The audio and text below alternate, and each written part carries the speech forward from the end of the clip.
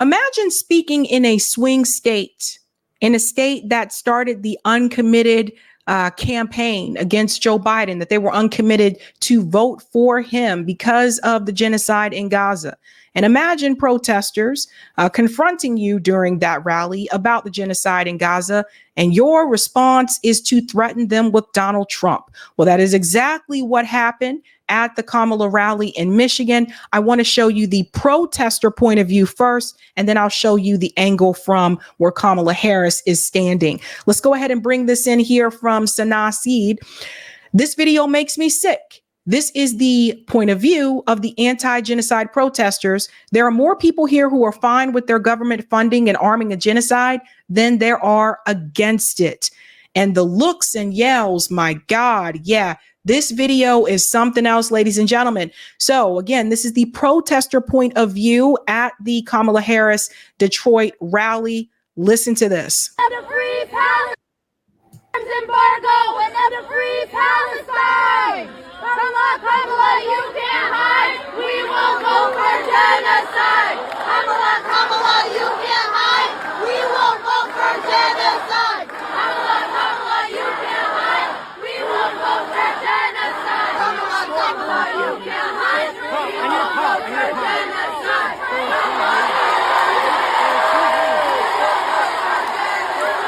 It's time for you.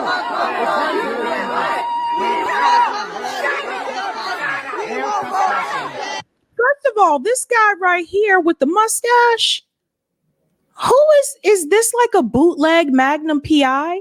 You know, the 80s mustaches came back in style. You see the mustache? Kamala,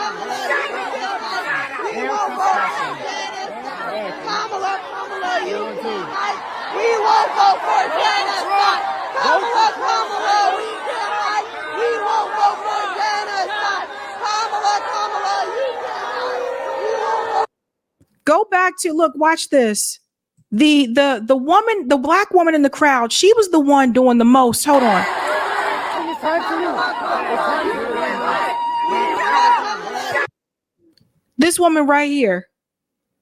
You know what I mean? You know what's interesting about this? She's willing to do all of this for Kamala Harris, but Kamala Harris ain't willing to do a damn for the black community. You willing to get out there in front of the protesters and do all this woo and screaming and all this kind of stuff because you're mad because they're interrupting Kamala Harris, and Kamala Harris ain't willing to do a damn thing for you, boo. Kamala Harris is spending her time adding other racial groups to the Freedmen's Bank. That's what Kamala Harris is doing. People are on Twitter. Nina Turner's on Twitter asking Kamala Harris for reparations. She ain't trying to give you no reparations. She too busy adding other racial groups to the Freedmen's Bank. She ain't trying to do a damn thing for the black community. But you out here willing to look a fool and fight for Kamala Harris.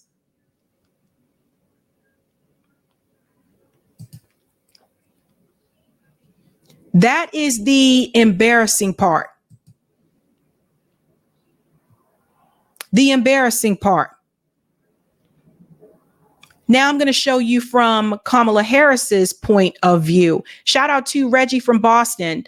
Kamala is talking to people like it's a Twitter space. Sad. And in Michigan, ground zero for the uncommitted vote. Her arrogance will be her undoing.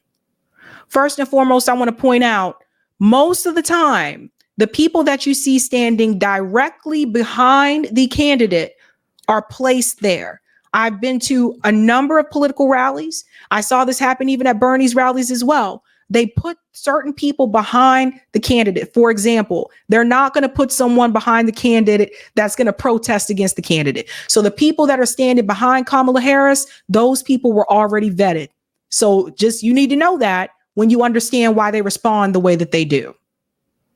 So here we go. Against the climate crisis, and he intends to end the Affordable Care Act. You know what? If you want Donald Trump to win, then say that. Otherwise, I'm speaking. We're going to pause right here because I'm going to show you something about her mannerisms. Watch this. To end the Affordable Care Act. You know what? If you want Donald Trump to win, then say that. Otherwise, I'm speaking.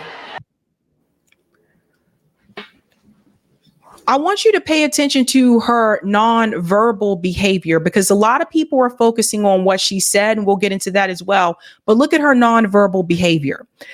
Notice something about Kamala Harris, that she pauses at certain times where it can be memeable, right? So she pauses there, and then she's going to do what people like Roland Martin is referring to as the black mom stare. Like, this is done on purpose. She did this when she was speaking in Selma on the bridge, and she said, we need a ceasefire. And then she paused so that that would be the soundbite and the meme. And then she went on to say, at least for 6 weeks, but that was drowned out by the crowd. So what I'm trying to show you is that this was already rehearsed. Kamala Harris had already figured out what she would say and how she would respond if she were interrupted by protesters, and she tried to make it memeable. Watch this.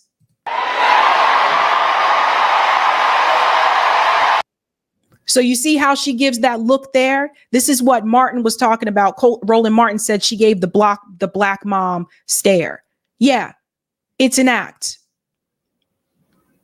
And people took it too. People took it, and they're already making memes with it and said, oh, don't talk to her. She shut them down. Oh, she gave the black mom stare and da-da-da.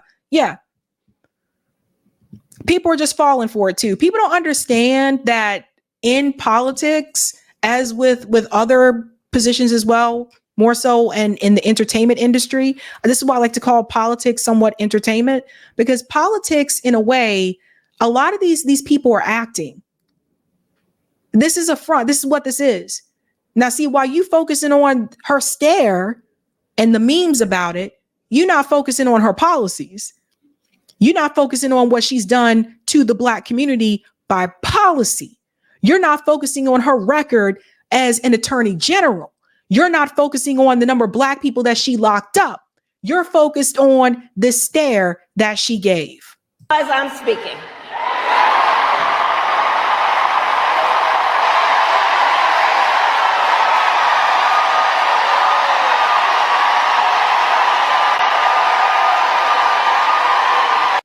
And notice that she gave the other look again, the even more like forceful look, right? Okay. Notice that you don't see the rest of the crowd. Notice you only see the people behind her, the people who I told you with these political campaigns usually are placed there on purpose. They're the people that, support the political candidate 100%. It's not someone who may, but then will try to protest. That's usually how this works. So this is all an act. This woman is an actress. And I'm telling you guys now, because I see a lot of people jumping on this train, we're going to come back to this video. Come 2025, if she wins, we're going to come back to this video, and I'm going to say, I told you so.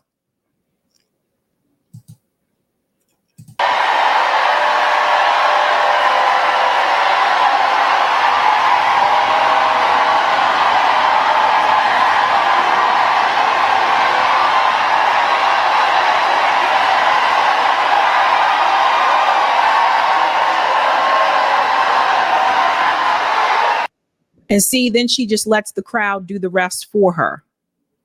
Now we're going to go back to the if you want Donald Trump thing, because I'm going to show you something else she did there. Climate crisis, and he intends to end the Affordable Care Act. You know what? If you want Donald Trump to win, then say that. Otherwise, I'm speaking. Let me tell you what Kamala Harris just did. When I first saw this video, I said, man, that reminds me of something that Hillary Clinton would say. That sounds like something that Hillary Clinton would say. The demeaning tone, talking down to people. And then on top of that, holding the threat of Donald Trump as president over the protesters' head who are asking for an end to a genocide. How low can you go? So this is Kamala Harris using her experience as a cop to hold something over your head. She sounds exactly like how a cop would speak. Reminded me of Hillary Clinton. And this is why, I'm going to tell you, keep it real. This is why I said that Kamala Harris has a similar problem that Hillary Clinton has. And that's not that they're women. It's that they're not genuine. And you can see it. The way that they speak to people, they both pander to whatever group they trying to recruit. You don't hold the threat of your opposition over the head of people who, some of them, have family members that have died in Gaza.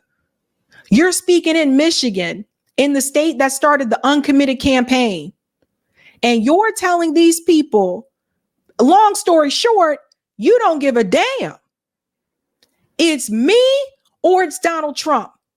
This is what she is saying to these people. Think about this, folks. It's not like these kids are protesting about minimum wage increase. They're protesting about a genocide. You're talking to the people who have been directly affected and impacted about the genocide in Gaza. You are in their town. You're not from Michigan. You don't live there. And this is a swing state, a state that you need to win. Because according to John Fetterman's video the other day, John Fetterman said that Donald Trump is going to win Pennsylvania. So you need Michigan. So to speak to people in such a way, such disrespect. And I'm looking at her and I'm thinking, and that's probably exactly how she was as Attorney General. So you don't get to do that to people who have lost their family members, who have had to deal with this for almost a year. You don't get to do that, folks. You don't get to do it. And a lot of people are eating it up. Glenn Greenwald's calling it out. We got to bring it all in because Glenn has been going off on people. Online left liberals already extracted all the value there is to get from feigning anger over Gaza. They fortified their radical brand, profited from traffic, etc. It was always predictable they would drop it soon as the election approached, and they had to work to elect Dems. Let me tell you who Glenn Greenwald's talking about. He's talking about the commentators that have decided to get on board as well. These so-called left commentators in independent media that spent all these months talking about the genocide in Gaza and said they couldn't vote for someone who supported this. Now they have their audience members believing that Kamala Harris supports an arms embargo. That is an absolute lie. And he calls it out here with Emma Vigilant. She says, let me make this smaller so you can see. Glenn, please reply with evidence that we pretend to care about Gaza. We must have been playing a long game by covering it daily on Majority Report. The New York Times says she's open to meeting where uncommitted will request an arms embargo. Thoughts on Trump's position on Gaza? I'm going to go ahead and debunk that in just a second. So apparently she has met with some of those protesters. From what I understand, she met with them prior to the rally, that she did meet with them. And they're saying that she would be open to an arms embargo. But I'm going to go ahead and debunk that in real time, because that is not what her campaign is saying. And that damn sure is not what mainstream media is saying. So we're going to go ahead and debunk that. And then I'll get back to the other thing, because this is another example of Kamala Harris trying to both sides it. This is the double speak. You tell these kids in private that you're open to an arms embargo. These kids show up at the rally. In front of the rally, you tell them, you know what? You interrupt me. You don't let me speak. Do you get Trump? Right now, I'm speaking. So Glenn Greenwald replies,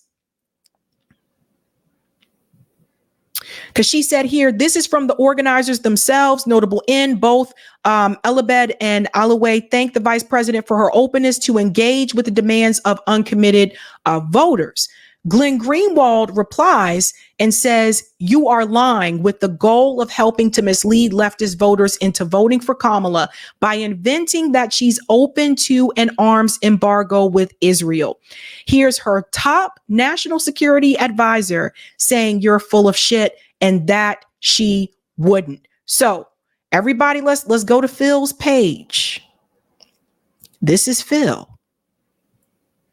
Phil Gordon, assistant to the president and national security advisor to the vice president. This is who Phil is.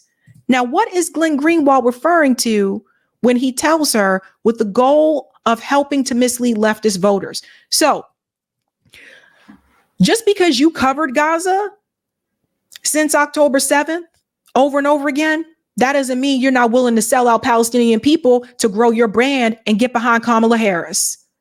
I have watched many in this space not stand for a goddamn thing. I have watched many in this space jump on a topic when it is trending and when it is popular and ride that wave and then not talk about it again. I watched several in this space during the George Floyd protests, cover the George Floyd protests and talk about police brutality. And after George Floyd, I watched several of them never talk about another police brutality story again. These people just be riding waves so that they can grow their channels. Most of these people don't care about a goddamn thing. And some of the ones that did in the beginning, as they started to grow and make more money, they're just like, whatever. Especially the ones that are millionaires. Emma Vigilant comes from a very wealthy family, fam. A lot of the people in left independent media come from very wealthy families. Don't get it twisted. Just because they were a part of the Bernie Sanders movement and they pretended to care about these working class issues, that doesn't mean that these people grew up poor. It doesn't mean that they grew up scrapped. And it doesn't mean they weren't ready to hop onto the next big trending thing, boo. I've seen it from all of them. From a lot of them. Very few have been principled. Very few. And yes, Glenn is right.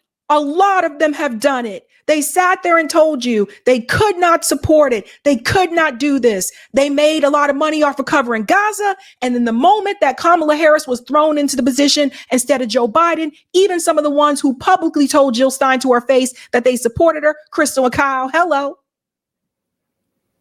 The moment Kamala Harris was put into that spot, they were ready to grift onto something else. So don't come for me and call me a grifter or call me a whatever, because I'm not a millionaire unlike some of these other fucking people. I've stayed legit on the principles and I've stayed consistent. They are the ones who want to ride waves and they get mad at me because I am not willing to bend at their beck and call. There are very few that have stayed principled on this issue. I watched multiple people sell out Palestinian people. All of a sudden, the genocide don't really matter. They're willing to go along with it. All of a sudden, AIPAC money is not an issue. There's nothing we can do about it. All of a sudden, it's let's just beat Donald Trump. All of a sudden, all these people for years who sat up there and told you not to support candidates that take corporate money are ready to jump on Kamala's back, who is taking corporate money because they want to interview Kamala Harris. They want to interview Tim Walz. They want to get these people on their damn show. That's what this is really about. And that's why a lot of them don't fuck with me, because I'll call it out.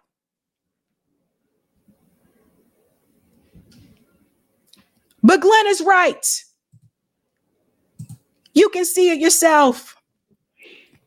Because I said it here in response to Afeni's post. Did you think the context make this better? Afeni was talking about another account here that said, oh, well, she met with them about arms embargo and said she was open to it. And I responded to Afeni and I said, no, it doesn't. It doesn't take away from her threatening them with Trump and holding that over their heads as they complain about genocide. Phil makes it very clear.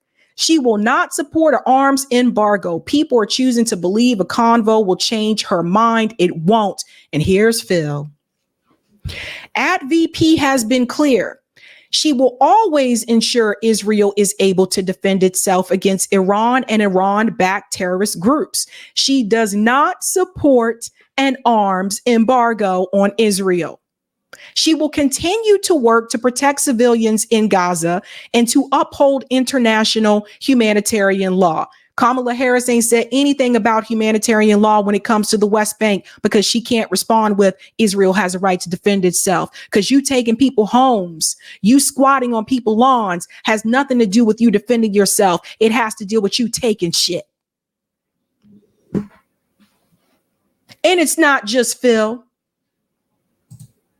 Even right here, they covered it earlier today. Harris does not support an arms embargo on Israel.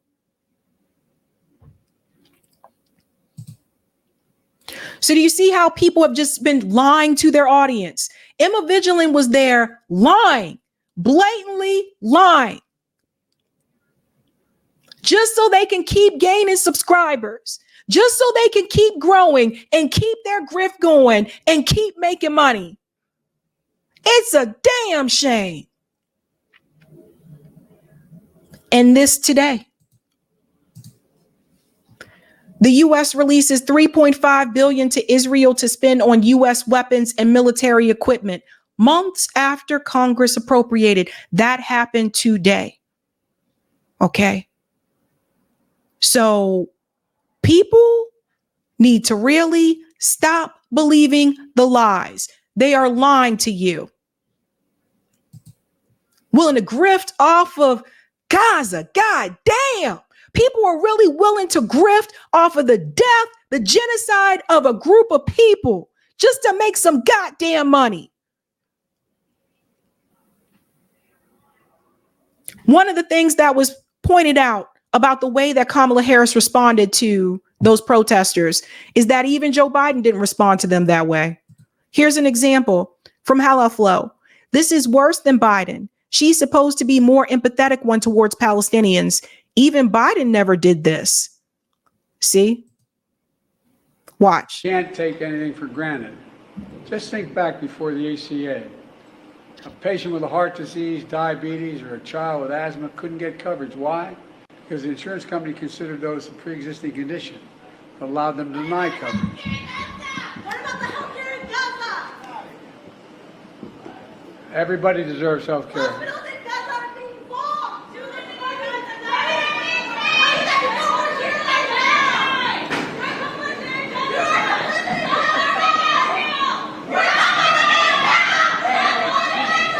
Be patient. They have a point. We need to get a lot more care into the economy. So do you see how Joe Biden responded to that versus how Kamala responded to the protesters? Kamala responded the same way that Hillary Clinton would. And honestly, folks, this is why I believe that Barack Obama did not want to openly endorse Kamala Harris. This is why I believe that Barack Obama had called for an open primary, because he believed, number one, he didn't think she could beat Donald Trump, which was admitted later, but also he believed that she may not be the best to put into this situation at this point in time with everything that's happening with Gaza. But also, I think Barack Obama believed that she would behave the same way that Hillary Clinton did.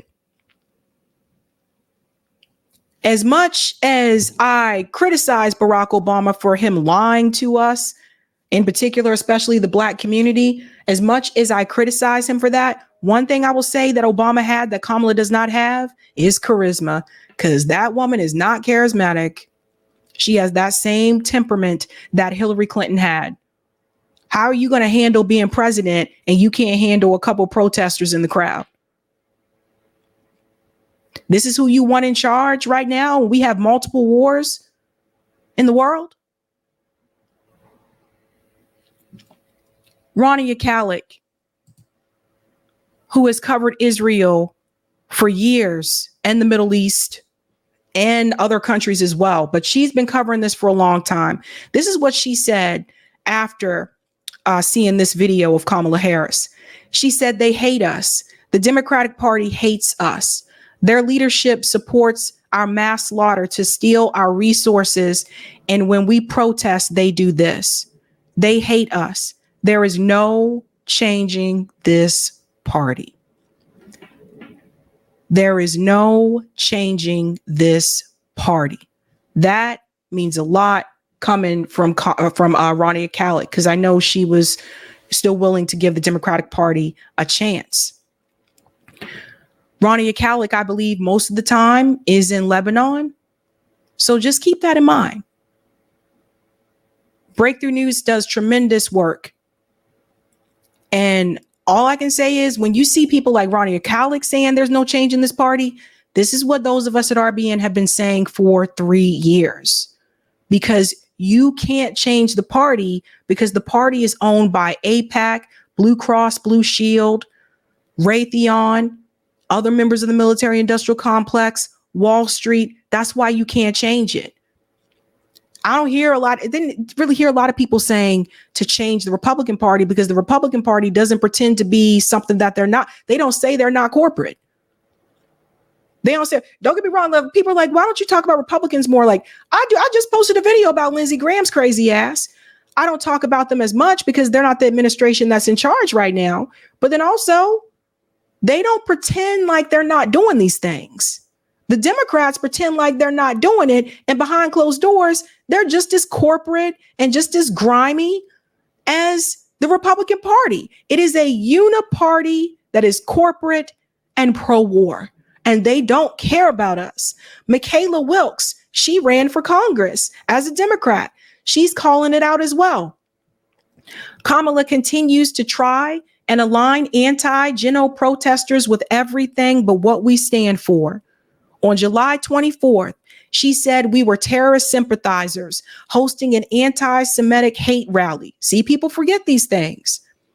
On August 7th, she's saying we want Trump to win. What we want is a ceasefire, land back, and an end to occupation. Michaela is 100% correct. So don't be fooled, ladies and gentlemen. Just because you see a candidate that has a little bit more melanin, that doesn't mean she's going to do the right thing for melanated people. That don't even mean she's going to do the right thing for the American people. Because let's keep it real, fam. Now, we just saw more money. I just showed you just went right back out the door to Israel. Another $3 billion going back out the door to Israel.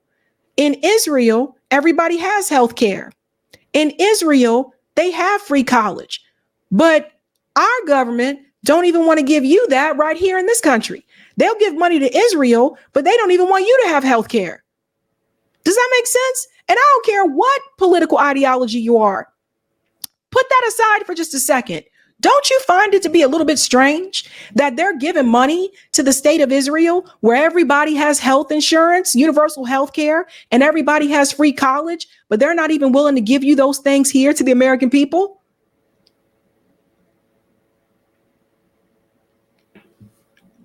This whole thing about how we don't have the money has been a lie for a long time. The money has always been there. They just want to give it to somebody else who has things that we don't have.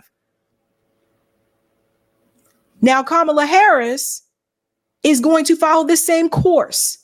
Kamala Harris, she approved of sending these weapons and money to Israel, but she don't want to give you reparations. Everybody see this? She's willing to get out here and tap dance for every other group. The only time you see her trying to make inroads with the Black community is when she's going to go talk to the Divine Nine, is when she's going to go talk to the Greek organizations, is when she's going to go talk to the Black Boule. The majority of Black Americans in this country are not Black Boule. The majority of Black Americans in this country did not have that type of experience. She is catering to a certain class and a certain group that most of you are not a part of, because I don't see Kamala Harris in the hood trying to have these conversations with people. No, wrong class. But she's willing to help other groups. Drew Dixon, who supports Kamala, this is how she responded. I was rooting for you, Kamala. We were all rooting for you. That's from America's Next Top Model, by the way. But this ain't it. They're sexually assaulting detainees, filming it, and debating the acceptability of sexual assault on the news. Not to mention the largest cohort of pediatric amputees and the starvation and the death. Do better, Kamala. And that's a Kamala supporter. But no, apparently, according to Kamala, we want Trump. People complaining, we want Trump. The Abandoned Biden campaign, they responded to Kamala Harris. The Abandon Biden campaign condemns Kamala Harris' contempt for anti-genocide protesters. We have repeatedly expressed our concerns about platitudes of promise in place of any and all action regarding the Israeli genocide in Gaza and the U.S. funding it. They go on to say here, responding to anti-genocide protesters, many of whom come from communities directly impacted by the U.S.-backed Israeli belligerents in the region. Harris said, if you want Donald Trump to win, then say that. Otherwise, I'm speaking. And now we are speaking, Madam Vice President. We have repeatedly expressed our concerns about platitudes of promise in place of any and all action regarding the Israeli genocide in Gaza and the U.S. funding of it. Without explicit plans and policies, there is no reason for any Americans of good moral conscience to believe the Harris-Walz administration will do anything to end this genocide. I hope everybody heard that loud and clear, because they won't.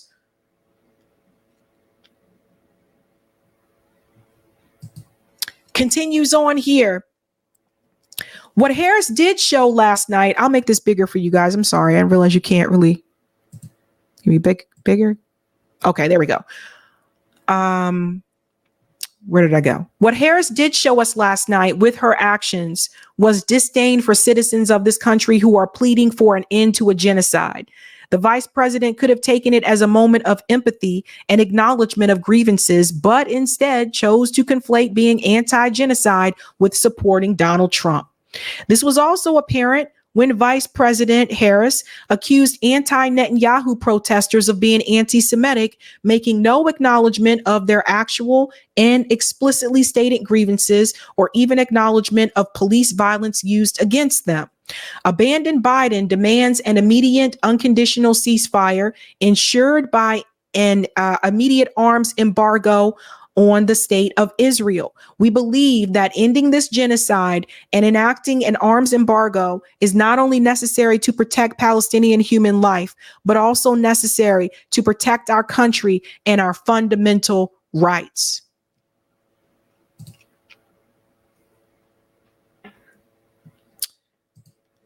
She did that in Michigan. And it wasn't just them. I want to go to another one as well, because the Chicago voters, let me go to that real quick. I'm sorry, I have everything so big. I'm just trying to search. Okay, here we go. Just to pull it myself. Let me go to the Chicago voters here. I have it on my page. I wanted to show you because they had something to say to Kamala as well. I have a lot of tweets here. Is that Phil? That's the one with Phil. Sorry, guys. I know I tweeted before. Here it is. Well. This is from Amon. Oh, Kamala is not ready for Chicago. But don't worry, we're ready for her. DNC convention is just around the corner. It is in Chicago. There are going to be a number of protests there. And something else I said to respond to her tweet here. Chicago has the largest Palestinian American population in the United States.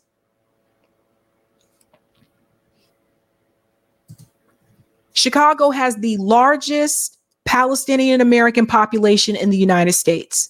And the DNC convention is there and it's just around the corner. So they will be ready for Kamala as well. I know there's going to be a number of people, different groups protesting there because they're just so angry about this, and workers as well. Jay said, that's right. Kamala's not ready for us. Even the Kamala impersonator got in real big on this one. You've seen this before. You've seen her before, right? This is her making fun of her at the rally. Okay, well, you can vote for Donald Trump if you want, but I'm speaking.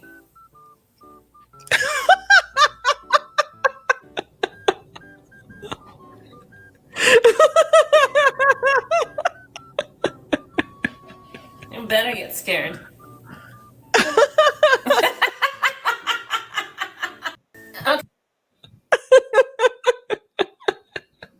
I mean, it was obvious that she was putting on an act, right? Now, I want to show you something that Rome said because he ends this so well. He sums it all up. How, long story short, Kamala said, fuck them kids. Listen. Given to Israel to continue the genocide on the Palestinians, Kamala Harris stops down here in Detroit, Michigan, who has one of the biggest Arab populations in this nation.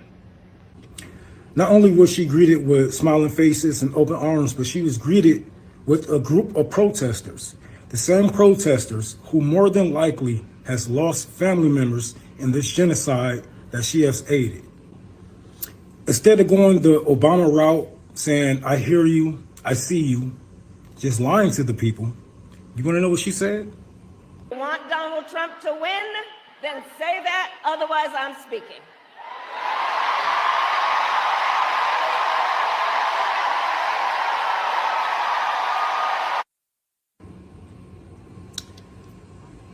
Yeah. A lot of these people say that these protesters' anger is misplaced because Kamala Harris already called for a ceasefire, but that's not necessarily true. Yes, she did call for a ceasefire, pause, scene, for 6 weeks. Now, please go back and do the time to when she said that and tell me what is today. The ceasefire would have been over and the genocide would have continued. Now, if there's one thing I have learned being born and raised in Detroit, Michigan, is that Arabs and Muslims stick together. And word like that travels fast around these communities. And I think she just opened a can of worms she would never be able to put the lid back on. That's why I told you, you notice in Chicago, they said, oh, well, she's not ready for us. See how fast it traveled? I think these are one of many protests that she will be facing, especially here in the Midwest. Now, what does this mean for the future of the Democratic Party? It means that we aren't taking it anymore. You can't just run and say, hey, I'm not that guy. When you and that guy policies align with each other, especially when it comes to foreign policy. It means that time is changing and we are changing with the times. And if you don't, this party has no future. It has no future without the Arab vote. It has no future without the young vote. And the more black people are waking up to your bullshit, it definitely doesn't have a future in our communities. So time is changing. The people is changing. The Democratic Party has stayed the same for many moons. And now people are forcing you, holding people accountable for their actions. There's no longer, I'm not Trump. You have to show us with policy. Because you said you was going to be stronger on the border than Donald Trump. You said you was going to fund Israel just like Donald Trump is. You're going to do everything that Donald Trump has done. And then tell us you're not Donald Trump. Yes, you may not be Donald Trump in the sense that he's a older white male, but you are Donald Trump when it comes to policy in every way. So again, what does this mean for the future of the Democratic Party? There is no future without any change. There is no future without any change. And if you ignore the people will do you one back.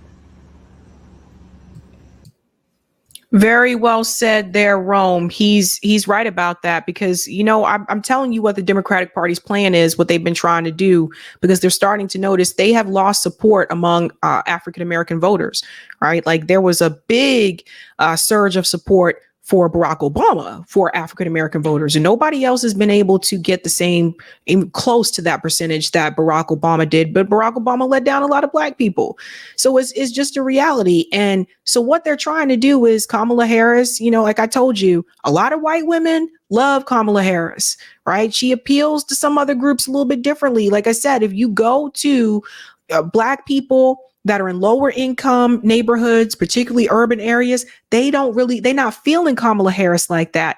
Someone posted the video the other day of the guys in the barbershop that said they weren't feeling Kamala Harris like that. That's what I'm saying. The people that you see on corporate media, for the most part, that's saying they're going to go out and support her, those are usually people that are part of the Black Boule, people are part of the boomer class.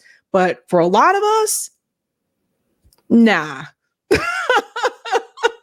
Nah. Now, that is not to say that she can't win, because she can bring out white suburban women and to try to fill that spot, right? Just by talking about the women's rights issue alone, she can bring out that group of people, the Elizabeth Warren type, I don't know. She can get to that group of people, and she can also try to get the Latino vote, right? But last I saw, her approval rating with the Latino Americans also isn't good. So there's that as well. But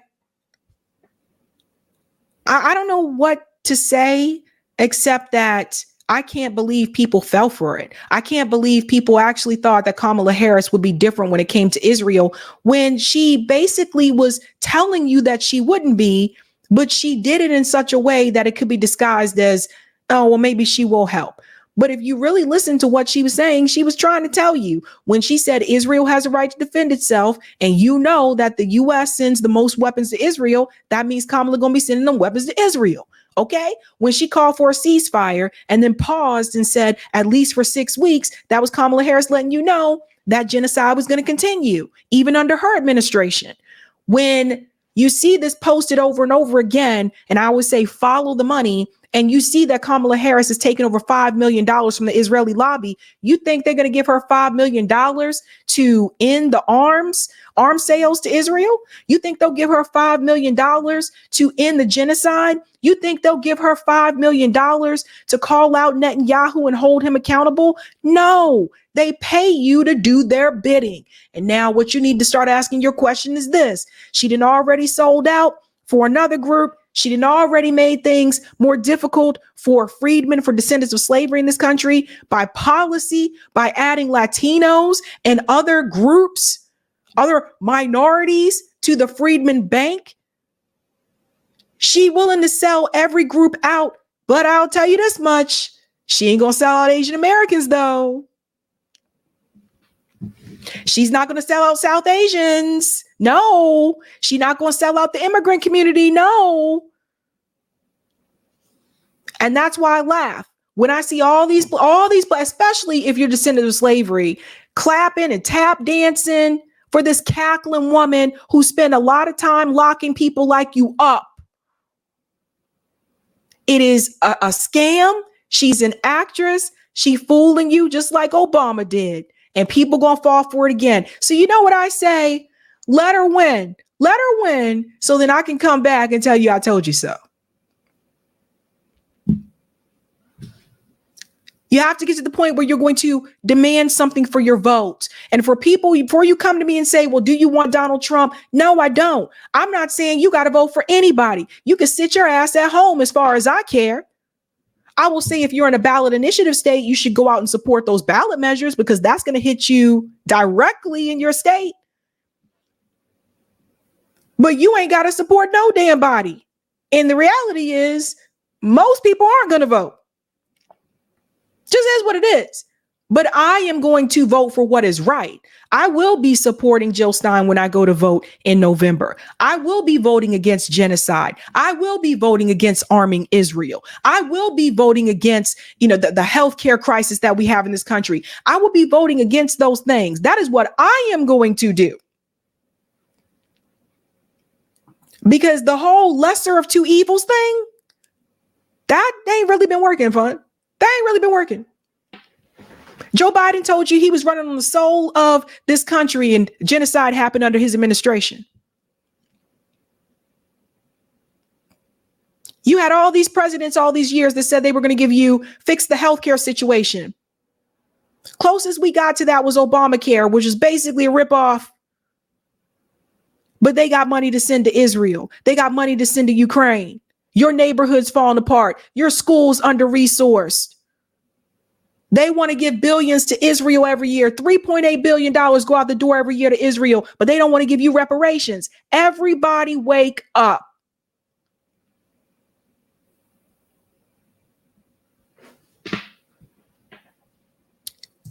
But Kamala's response, that right there lets you know exactly how she would be as president.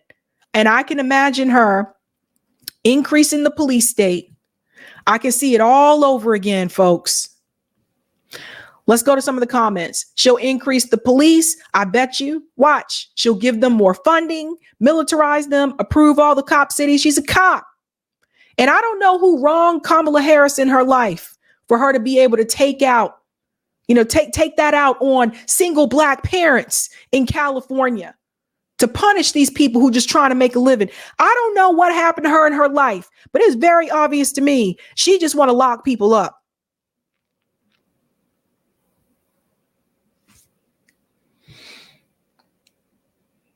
And so, for the person who said in the chat, RF, I again ask, what is Jill Stein doing for the Black community? Jill Stein's not vice president, but Jill Stein, unlike Kamala Harris, has a reparations agenda on her platform.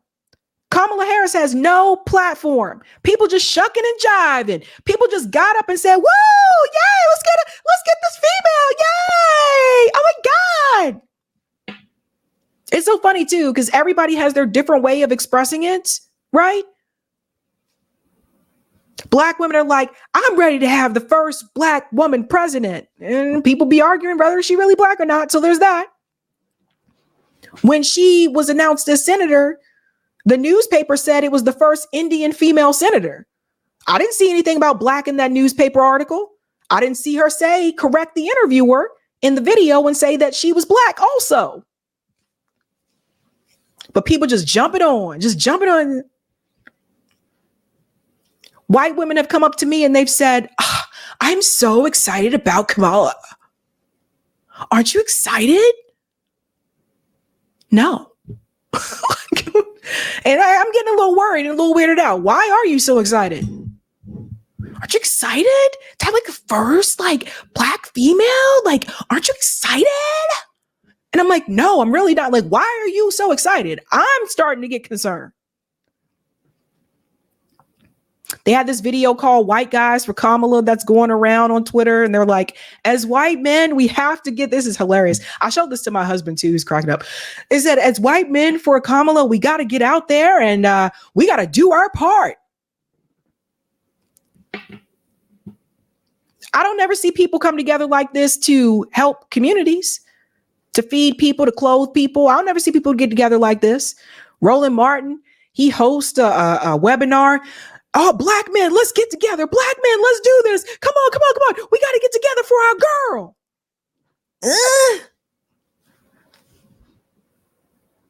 It's too much.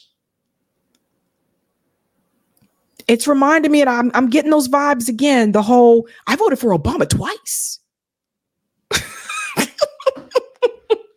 It's too much. But yeah, Jill has a reparations platform on her thing. I'll put it in the chat. Oh my God. I'm telling you, come on. Could you see Kamala Harris hanging out with the homies? It don't even start it with the whole she said she listened to Tupac and da-da-da. I was like, a lot of people listen to Tupac. White people in the suburbs listen to Tupac. And God. Oh my goodness.